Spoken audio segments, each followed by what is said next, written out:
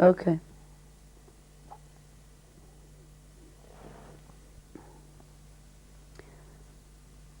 Mr. Vinales, you left as an evacuee. Before leaving Gibraltar, you were an apprentice in the dockyard. And when you got to the UK, you eventually got to Devonport as well as a dockyard apprentice. Can you tell me about that time? Well, after we arrived in UK, I spent some time in London. Then I went up to the north in September, about 5 weeks after arriving in London. And after a while, I got a letter from the Ministry of Health if I wanted to carry on with my apprenticeship in a UK dockyard. I answered that I would, and eventually I went to Devonport and carried on with my apprenticeship, which I was a pattern maker at the time, a pattern maker apprentice. You actually worked on a number of warships there as well. Well, yes, the one that comes to mind is an old target ship that used to call here at Gibraltar, called the Centurion, and they were disguising it as one of the newest battleships, like the Prince of Wales and the Prince of Wales and Duke of York, and the guns were made of wood, the 14-inch guns. That's where I worked on it. After that, I mean to say, we were very heavily bombed in Devonport, and after being there a few weeks, because I arrived later than the others that were living in London, and as they couldn't find lodgings for us, we had been wondering about the place that was all bombed out, practically destroyed, and we were sent back to London. Shortly after that, you then went to work in a factory making parts for the Wellington bombers. Before that, I went back to the north again, and then I came back, and I did several jobs, and eventually I went into a garment training center in Hounslow, and learned the trade of turning. Which is? Turning parts, you know, for different. Well, in this case, I worked turning parts for aircraft, and after about 3 months training, I got a job in a subcontractor for Vickers Armstrongs, which were the makers of the Wellington bombers, and I worked in that factory for about a year, I would say. And in the meantime, while I was living there in Walton-on-Thames, I joined the Home Guard. So I did about 7 months in the Home Guard. And from there... Before you carry on, what was the Home Guard like? Well, we used to do... I mean, is it as we see in films? No, and no, not at all. Not at all. No. Much more serious than that. You had your rifles and grenade throwers, and we used to do a lot of drilling. Well, the drilling I did, it helped me a lot, you know, when I eventually joined the army. From there, from Walton-on-Thames, that's where I joined the army. I went up to Acton and volunteered for the army. And I signed my, because I volunteered as a regular. It's a bit of a long story, that's why, you know, I had to go back and tell you all why I had to sign up as a regular. But eventually, I was sent up to Glasgow on the 16th of December, 1943, a day you never forget, and was given my army number. That's another thing you never forget. We were told that by the sergeant that took charge of us. What is your army number? 1441834. We never forget it. And I did 6 weeks primary training in Glasgow. From there, I went to a sort of a selection board to see where I was going to be posted, what I was going to do. But being a volunteer as I was, I had given the intention that I wanted to go into the Royal Artillery. But really, you know, I would have liked to have gone in the ACAC section. But I was sent to the field as a field gunner with 25 pounders. Incidentally, in this selection board, there was a captain from Gibraltar, and he happened to be the late Major Gashi. He didn't say anything to me. He knew I came from Gibraltar, but no, he didn't say anything to me. That went, you know, unobserved. Anyhow, from Glasgow, I was sent to my first training regiment of Royal Artillery, Field Artillery, in a place called Dalry, about 20 miles from Glasgow itself. It wasn't very far.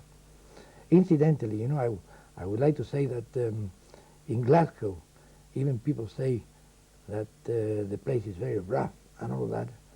I can tell you, without reservations at all, that Glasgow was the best place I've ever been to while I've been in the army. The best place, by far. From Dalry, after another 6 weeks, I went on to another training Royal Artillery Regiment for further training, more advanced. And that's where I started to train as a gun layer. Now, a gun layer, a 25 pounder, has got, you call it a detachment really, but you call it a crew of 6. And it was composed of a sergeant, a lance sergeant, perhaps another NCO, as a gunner, as a layer, and 3 other ranks. But I trained as a gun layer. Now, a gun layer is the number that applies all the orders that are given to fire the gun. He applies it onto the instruments, you know, such as the range, angle, you've got to fire, everything. So when all these directions, you know, are given to you and applied, you just say you're ready, and then you're given the order to fire.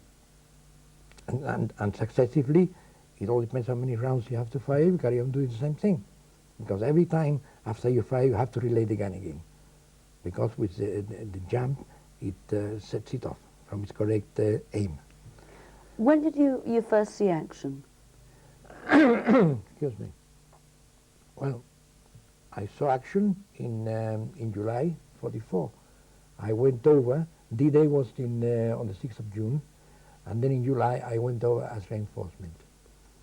Now, one of my friends, when we got to this transit camp, that they were sending people to different units, he happened to see that there were vacancies in the 3rd Regiment of Royal Horse Artillery, and he says to me, "Look, this is a very good regiment. Let's go for it." And we did. He ended up working in the command post. That was a Sherman tank, way in front, and I was posted as a gun number. After about a fortnight, the gun layer that they had on that gun became a casualty, and I took over. And from there on, yes. You went through Belgium, you went... Well, after that, after that, it was after that. There were still, when I went in France, there were still, in Normandy and around Normandy. They hadn't broken through yet. The advance hadn't taken place. So after I'd been there just a few weeks, the breakthrough came. And we had a big battle before the breakthrough at Falaise, what they call the Falaise Gap battle. German army was completely annihilated there. Very, very big battle. And from there came the breakthrough. The Americans, they went to Paris. They went to Paris in that direction, and the British Army and the Canadians, they advanced along the coast. The Canadians along the coast, and the 2nd British Army on the inside. We traveled, and our objective, the 7th Armored Division, which I was in, the target was Ghent. When we arrived there, we took Ghent, and then we did mopping up operations, all over Belgium until Belgium was liberated. Now, on the way, as you know, as you can imagine, you're bombed, you're shelled, and everything, you see, on the way. But the joy of the people coming out from their homes and in ecstasy, of being liberated, made up for everything. It was fantastic. You have no idea. You've got to experience it. You cannot read about it. You can read about it, but you cannot really feel what it's like to go through an experience like that. It's fantastic. And that happened all the way along northern France, Belgium, and Holland. What was it like for you being in the battlefield? Oh, just like everything else, it's just a job. But how can it just be a job? Well, you cannot say like you do now. Hey, if they tell you to do something, no, I won't do it. There you had to do whatever you had to do. And you belonged 24 hours to the army. And many times you went more than 24 hours without sleep. I'm just say one thing that that went very much against you were the elements. Now in France and all that, we were advancing. At night, you stop, of course, you didn't advance in the night. And perhaps you bedded down in your bedroll, and it started pouring with rain. And it soaked you to the skin. And then you carried on the next day. Perhaps if you stopped somewhere and you went into action, you would build up a bonfire and try to dry your clothes. That's how it was. But apart from that, we were very well looked after, because it wasn't the same as it was during the First World War. That the trenches, were full of flies and rats and all that. This was completely different. It was a mobile war. And there you had the chance of cleaning yourself up, which you didn't have before. For example, that ASC, they would set up a big marquee near a river, pump the water out. They had boilers, heat the water up, and then you would go in, you could have your shower, and every item of clothing that you handed in, you were given a clean one and disinfected garment in its place. And at least once a week you could do that. At least once a week. So the rest of the time you were just advancing all the time, and well, after the breakthrough from Normandy and all that, it was just advancing all the way into Belgium, and then while we were in Belgium, they told us that we were going to pull out for 6 days. 3 days would have to be devoted in getting the equipment, up to scratch, and the other 3 days would be complete rest. You could do what you wanted. what was the reason for this? Well, because the reason was that after an advance, for so many miles, the equipment needed maintenance and all that. But the irony of it was that when the 3 days were up, that's when they made the 3 airborne landings in Holland. The one at Eindhoven, Nijmegen, and Arnhem. Immediately, we had to move from the place. It was a place called Mechelen, and we had no rest. So from there, we went straight to Eindhoven, and we relieved the 101st, the artillery of the 101st Airborne Division, American Airborne Division. We studied that area for a while, and then, as the 11th Armored Division was trying to get to Nijmegen and Arnhem, they created a corridor. A corridor, you see. Now the corridor was consolidated, but on both sides you had the Germans. So you had to have troops, all along the corridor as it was moving up to stop the Germans closing up again. The 7th Armored Division got the job of guarding the left flank of the corridor. And there we were, for a few weeks. So when did you move into Germany, and what was the kind of reception? Well, from there they took us down to Sittard, a place called Sittard in southwest Holland. And there we were for the whole winter. It was bitterly cold. It was really bad, very, very cold. And after that, after the time we were there, that's when the advance took place again into Germany. So that must, I think it was about March 45 that we started to move into Germany. Now, before we moved into Germany, the army issued a pamphlet saying, it was mainly on non-fraternization, that you couldn't speak to the German civilians and all that. But of course, behind as every all the laws, they're broken and all that.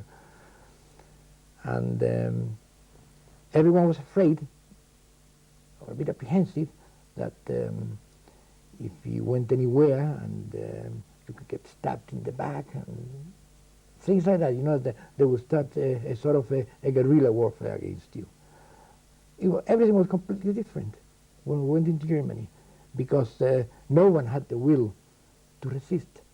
Even bicycles, which were used extensively in those days, both in Holland and Germany and all that, everyone that rode a bicycle, they carried a white flag. And from every window, as you went along the villages and everywhere, you would see white flags everywhere. There was no fear of anyone trying to hurt you, without you knowing about it. What was the kind of action that you saw when you actually moved into Germany then? Well, yeah, the biggest action was crossing the Rhine. The biggest action was crossing the Rhine. That many thousands of guns took part, and the bombardment started at 9 o'clock one evening, and it was very eerie, because at that time everything was quiet. You couldn't even hear a bird singing, as if they had the premonition, something big was going to happen. And everything was quiet. You thought that we were the only guns, in a field, because the guns in a field regiment are deployed in troops of 4 guns each, and each troop is on a different field, so as not to be concentrated, to avoid damage being done to you on a big scale. So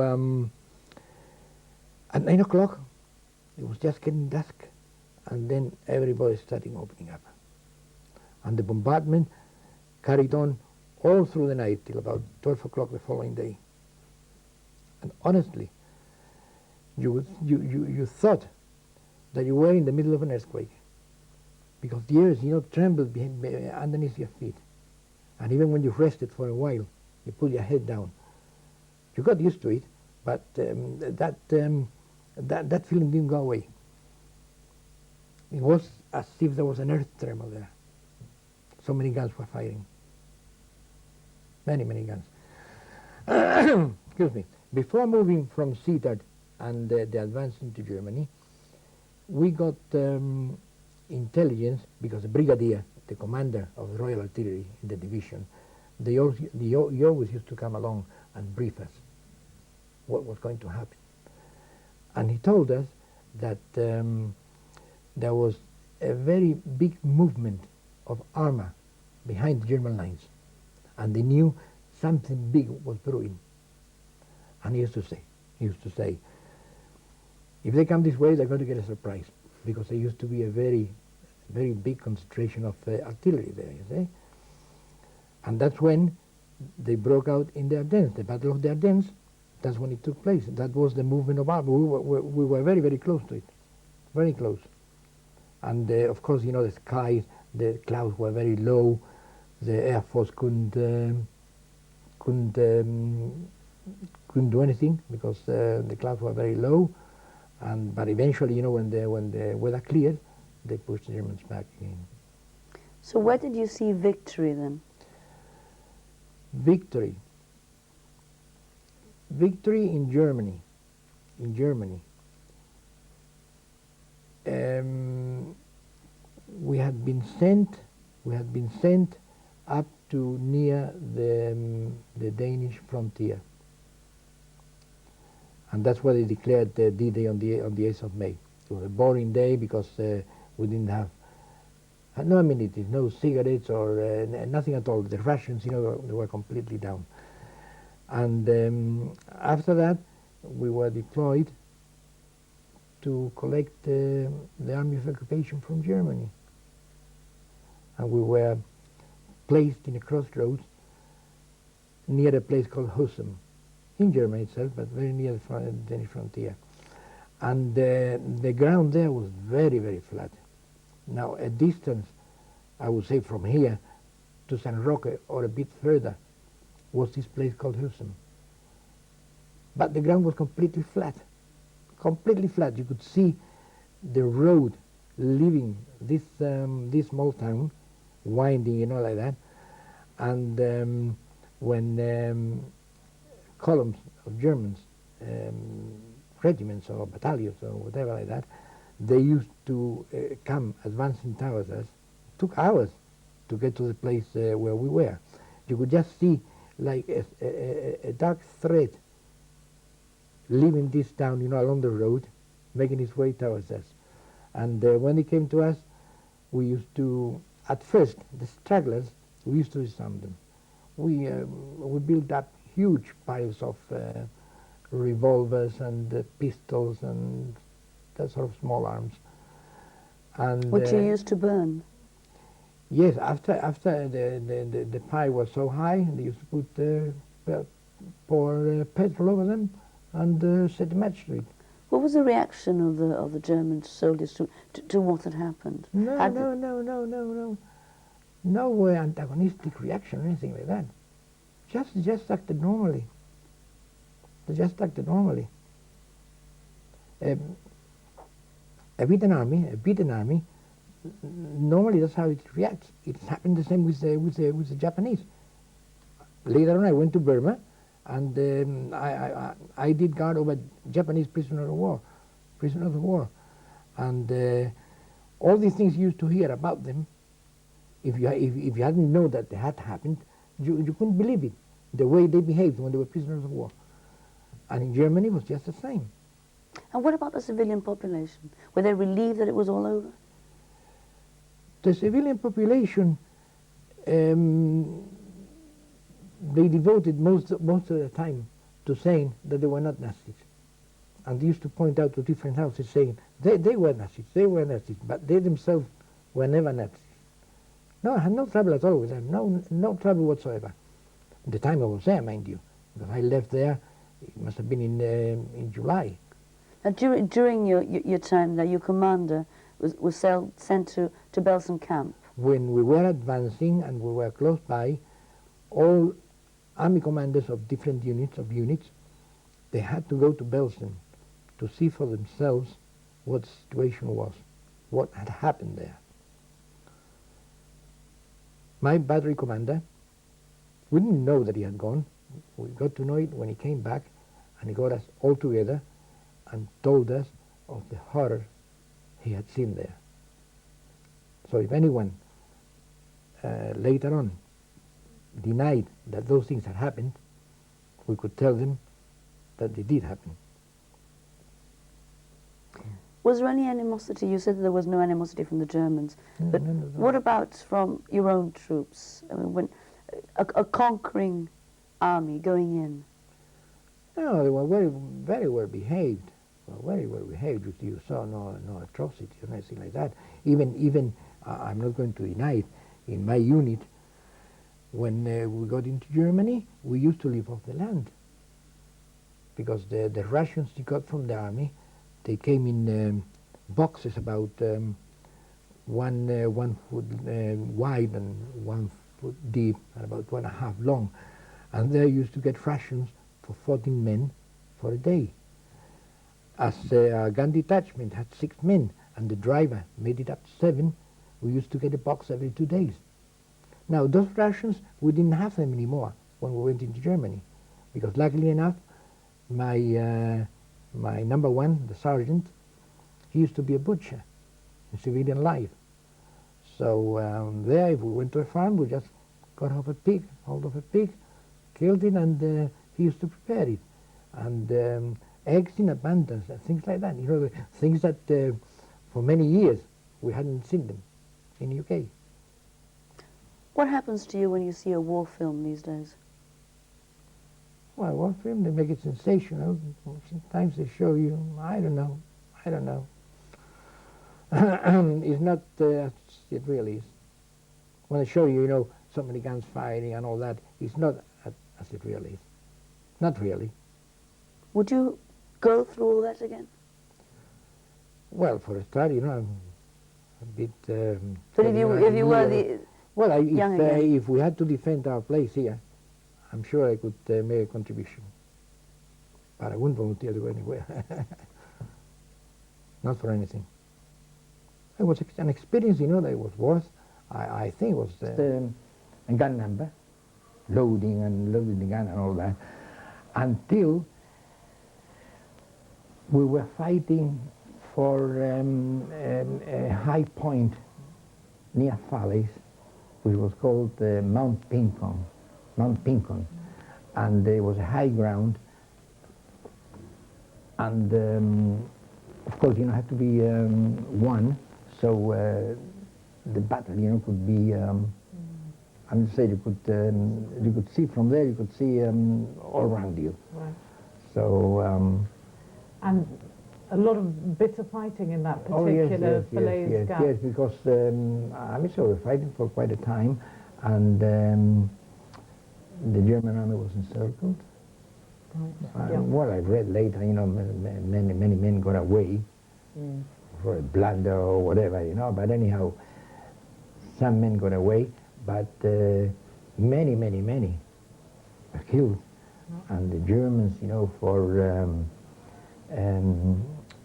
pulling the guns, they used horses, and it was beautiful to see so many horses and men.